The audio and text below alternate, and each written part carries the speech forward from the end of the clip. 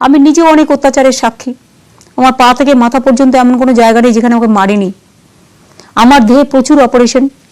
আমার কোমরে 21শে জুলাই মেরেছিল, আমার লাম্বার 4-5 ব্রেক মানে ডিসলোকেশন আছে।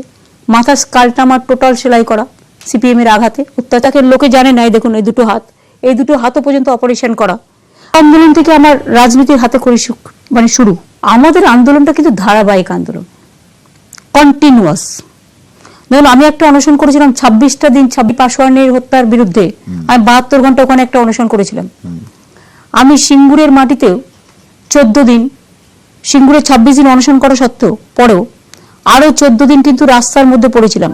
এটা আমার কমপ্লিট না হলে আমি ইরিটেট হয়ে যাই। হাঁটাটা আমার যদি কমপ্লিশন হয়ে যায়, আমাকে দিয়ে আপনি যত ইচ্ছা কাজ করে নিন, আমি রাখবো না, মানে কুললি কাজ করে নেবো। ঠান্ডা ঠান্ডা কুলকুল কুলকুল যে ব্যাপারটা আছে, এটা হাঁটলে কিন্তু একটু হাঁটা একটু এক্সারসাইজ। আমি ঘুম থেকে উঠে বিছানায় শুয়ে 8 ঘন্টা এক্সারসাইজ করি। 20 বছর ভাত খাই না। আমি আবার বলছি, আমি দুর্বল নই, আমি শক্তিশালী লোক।